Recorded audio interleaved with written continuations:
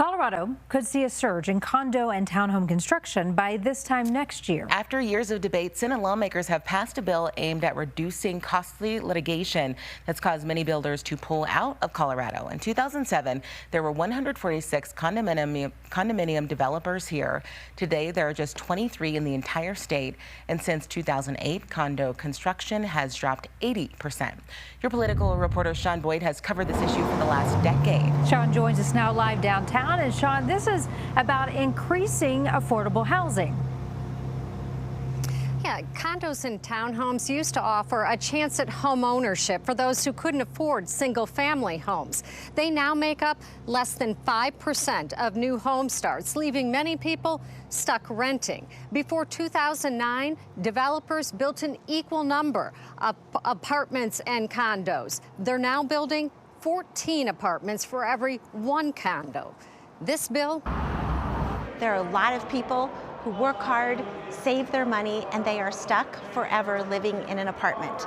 And that had to change. State Representative Shannon Bird kept hearing stories of people leaving Colorado, people who didn't want to rent for the rest of their lives, people who wanted to own a place of their own but couldn't afford a single-family home and couldn't find a condo or townhome. This bill is meant for those people. A bill aimed at increasing development of condos and townhomes by decreasing lawsuits between builders and homebuyers. Lawsuits that developers say are costing them up to $40,000 more per unit in insurance. Our bill encourages and incentivizes builders to build right in the first place. The bill creates an incentive program that builders could opt into if they provide a written warranty with specific protections, disclose things like soil reports, and hire a third party to make inspections throughout construction. In exchange, if there is a problem, a homeowner would have to mitigate the damage, and both the homeowner and builder would have to offer a fix before any litigation. If their offer isn't reasonable, they could have to pay the other's attorney fees.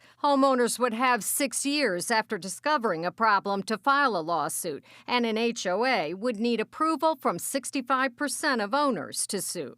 We all need a place to lay our head down at night, and with this policy, it'll create more options of affordability for housing. So I believe this is one of the most important bills of the legislative session. Senate President James Coleman, co-sponsor of the bill, says the incentive program will launch next January. We're coming into a new era.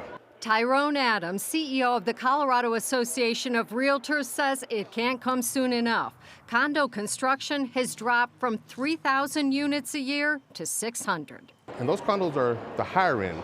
They're not the affordable attainable. We feel like that there's a lot of teeth in this bill that would help move the needle. For anybody who wishes they could afford to buy a quality home, we hear you. We are passing a bill to make sure you can buy your first home and become a homeowner in Colorado.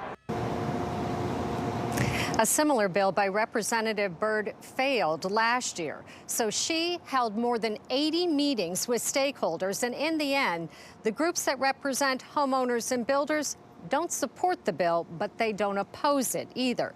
It passed both the House and Senate almost unanimously, and I fully expect the governor to sign it.